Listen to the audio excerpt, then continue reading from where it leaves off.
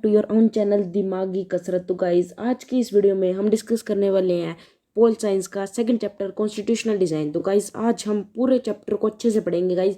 तो सबसे पहले हम पढ़ते हैं इसके कंटेंट्स क्या है गाइज। तो सबसे पहला जो कंटेंट है वो है why do we need a constitution. तो इसका मतलब है कि हमें कॉन्स्टिट्यूशन की ज़रूरत क्यों है। Second, do we need a constitution, क्या हमें कॉन्स्टिट्यूशन की ज़रूरत है। Circumstances that under which the Indian constitution was drawn up, ऐसे सर्कमस्टांसेस जिसके अंदर इंडियन कॉन्स्टिट्यूशन को लाया गया। The path to the constitution, ऐसा क्या पाथ रहा कॉन्स्टिट्यूशन में।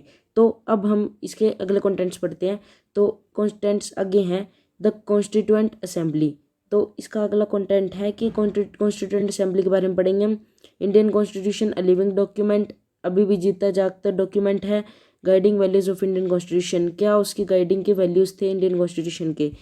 आगे सबसे पहले गाइस सबसे फर्स्ट क्वेश्चन जो अराइज होता है चैप्टर में से वो होता है व्हाट इज कॉन्स्टिट्यूशन, कि कॉन्स्टिट्यूशन आखिरकार होता क्या है। तो कॉन्स्टिट्यूशन जो होता है वो होता है the basic rules that the citizens and the government have to follow are called as constitution. ऐसे बेसिक रूल्स जो कि सिटीजन्स और गवर्नमेंट को फॉलो करने पड़ते हैं उनको कॉन्स्टिट्यूशन कहते हैं। तो constitution is the supreme law of the country, जो कॉन्स्टिट्यूशन होता है वो सुप्रीम लॉ होता है कंट्री का। The constitution determine the right of citizen, the power of government and how the government should function. Constitution he determine करता है right citizens के, पावर गवर्नमेंट की, और कैसे जो गवर्नमेंट है वो फंक्शन करेगी। तो नेक्स्ट टॉपिक पे चलते हैं। नेक्स्ट टॉपिक है why do we need a constitution, आखिरकार हमें कॉन्स्टिट्यूशन की ज़रूरत क्यों है।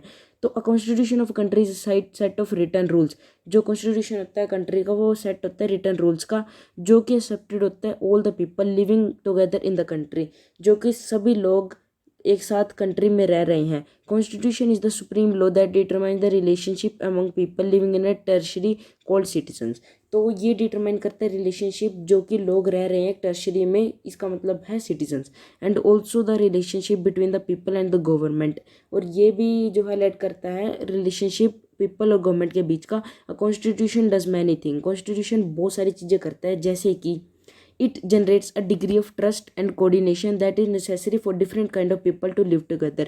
इसका मतलब है ये जनरेट करता है डिग्री ऑफ ट्रस्ट और कोऑर्डिनेशन जो कि ज़रूरी होती है different kind of people to live together, क्योंकि हमें पता है कि हमारा जो इंडिया है सेकुलर स्टेट है, बहुत सारे धर्म जाति अलग प्रजाति के लोग रहते हैं। तो ये बहुत बड़ा काम करता है उनके बीच में ट्रस्ट और कोऑर्डिनेशन पैदा करने का। Second, it specifies how the government will be constituted, ये स्पेसिफाई करता है कि गवर्नमेंट कैसे जो कॉन्स्टिट्यूट है, who will have the power to take which decision, किसके पास कौन सी पावर है कि जो डिसीजन लेने वाली। तो हम नेक्स्ट टॉपिक पे चलते हैं। नेक्स्ट टॉपिक है it lays down limit on the powers of the government. तो इसकी अगली जो है वो फीचर है कि ये लिमिट कर देता है पावर ऑफ गवर्नमेंट पे, और हमें क्या बताता है कि जो राइट्स जो है सिटीजन्स के वो आखिरकार है क्या। It express the aspirations of the people about creating a good society, ये एक्सप्रेस करता है एस्पिरेशन पीपल के बनाने के लिए अच्छी सोसाइटी। तो नेक्स्ट रियलिटी, रियलिटी है कि जो all countries that have constitution are not necessarily democratic, but all countries that are democratic will have constitutions. इसका मतलब बिल्कुल गहराई से समझो कि जो सारी कंट्रीज है जिनके पास कॉन्स्टिट्यूशन है, इसका मतलब ये नहीं कि वो डेमोक्रेटिक है, लेकिन ऐसा है कि जो कंट्रीज डेमोक्रेटिक है उनके पास कॉन्स्टिट्यूशन है। तो नेक्स्ट चलते हैं। After the war of independence against great Britain the Americans give themselves a constitution. American को कैसे मिला कॉन्स्टिट्यूशन, जब उनका वार हुआ था इंडिपेंडेंस ग्रेट ब्रिटेन के विरुद्ध। तो next, after the revolution the French people approved a democratic revolution. Revolution के बाद फ्रेंच पीपल ने अप्रूव किया था democratic constitution, since it has become a practice in all democracies to have a written constitution. Next topic पे चलते हैं। Why do we need a constitution, ये बहुत ज़्यादा इंपॉर्टेंट टॉपिक है, ये बहुत ज़्यादा इंपॉर्टेंट टॉपिक है, लिख लो इसको, important topic. Every country drafts its own constitution, हर कंट्री अपना अपना कॉन्स्टिट्यूशन खुद करती है। इसका मतलब ये नहीं कि अगर जैसे इंडिया का जो कॉन्स्टिट्यूशन है वो यूएसए का होगा, वो जो यूएसए का वो साउथ अफ्रीका का होगा, सबका अपना अपना खुद का अलग अलग कॉन्स्टिट्यूशन होगा। Constitution of a nation is the set of written laws accepted by the people living together in a country. जो कॉन्स्टिट्यूशन होता है नेशन का वो सेट होता है रिटन लॉज का, जो एक्सेप्ट किया जाता है पीपल जो भी रह रहे होते हैं एक साथ कंट्री में। It generates trust and coordination, ये जो है जनरेट करता है ट्रस्ट और कोऑर्डिनेशन। नेक्स्ट, कि it specifies how a government should be function, ये स्पेसिफाई करता है कि कैसे जो है गवर्नमेंट जो है फंक्शन करेगी। And it lays down the limit on the powers of the government, ये तो आपको पता ही है पहले से कि जो ये है वो लिमिट पा देता है कि मतलब क्या क्या पावर्स है गवर्नमेंट की, express the aspiration of the people about creating a good society. ये तो हम पहले से ही पढ़ चुके हैं, इसीलिए इसको काट दो। नेक्स्ट चलते हैं, making of the Indian constitution. तो अब हम पता चलेगा कि मतलब आखिरकार इतना मुश्किल काम जो कॉन्स्टिट्यूशन का, वो आखिरकार बना कैसे। तो making of the Indian constitution, making of the constitution for a huge and diverse country like India was not a easy affair. इसका मतलब ये है कि जो इतने बड़े वास्ट कंट्री इंडिया का कॉन्स्टिट्यूशन बनाना बहुत ही ईजी काम नहीं था। Change of people status from subjects to citizens, the country was born through the partition based on religion differences. जो कंट्री जो थी वो पार्टीशन से गुजर रही थी। The princely states were left to decide whether to merge with India और पाकिस्तान टू रिमेन इंडिपेंडेंट। इसका मतलब ये है कि प्रिंसली स्टेट्स को जो ऐसी डिसाइड करने के लिए रख दिया था कि क्या वो इंडिपेंडेंट बन जाए, या तो वो इंडिया के साथ मर्ज हो जाए, या तो वो पाकिस्तान के साथ मर्ज हो जाए। Next, the makers of the constitution had anxieties about the present and the future of the country. जो मेकर्स बनाने वाले थे कॉन्स्टिट्यूशन के अंदर एंजाइटी थी कि मतलब क्या जो प्रेजेंट और फ्यूचर जो कंट्री का कैसा होगा। पाथ टू द कॉन्स्टिट्यूशन, इसको आप अच्छे से पढ़ लो, ये बहुत ज़्यादा ज़रूरी है।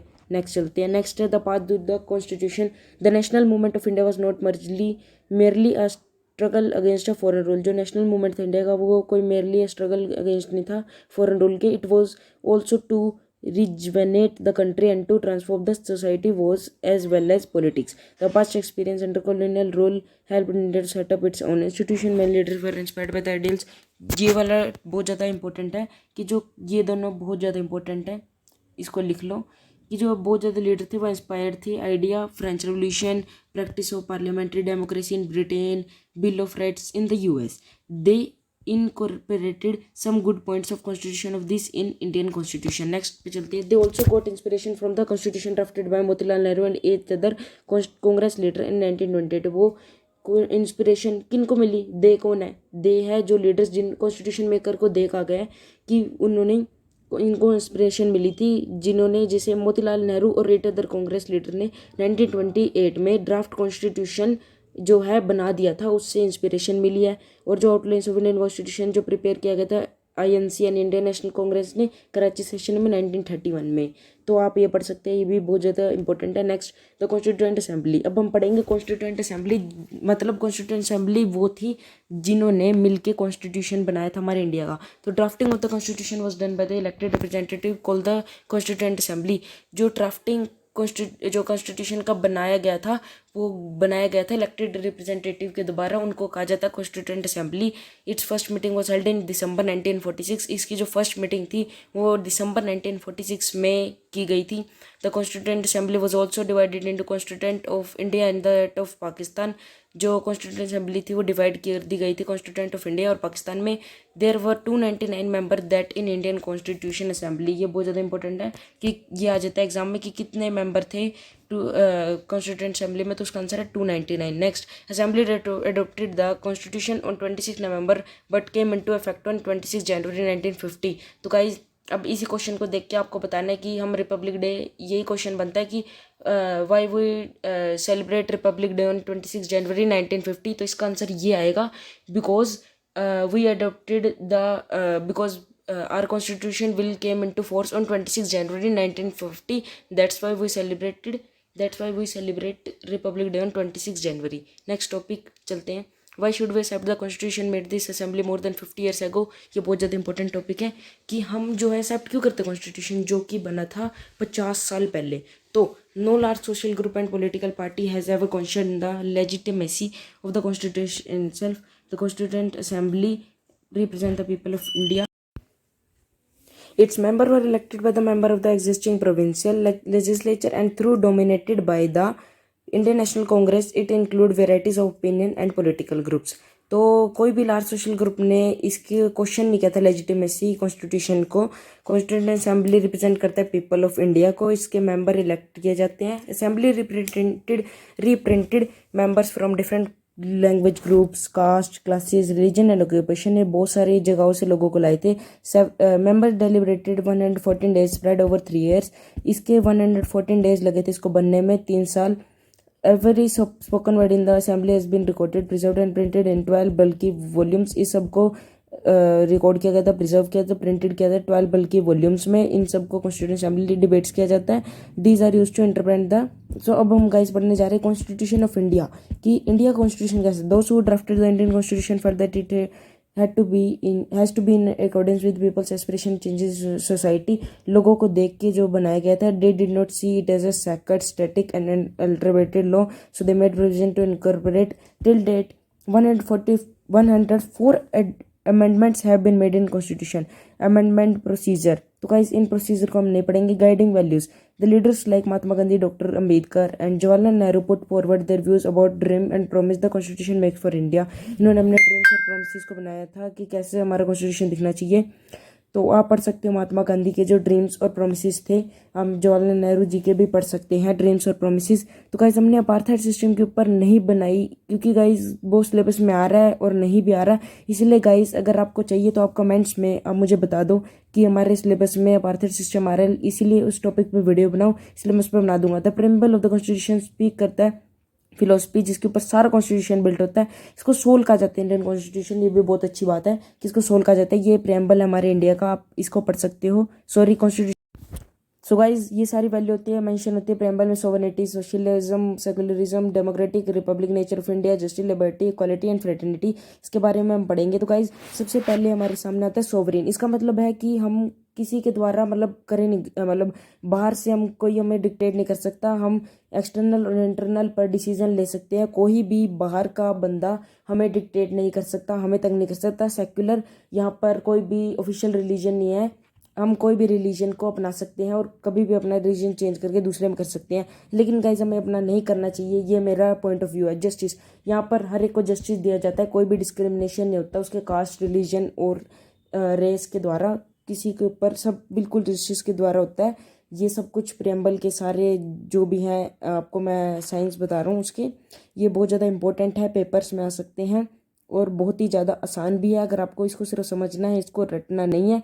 नेक्स्ट जो आता है वो हमारे पास आता है लिबर्टी। लिबर्टी का मतलब ये है कि हम एक साथ रहते हैं मिलकर, और हमें मतलब किसी के अंदर डिस्क्रिमिनेशन नहीं करना चाहिए, हमें एक साथ रहना चाहिए। इक्वालिटी, सभी इक्वल।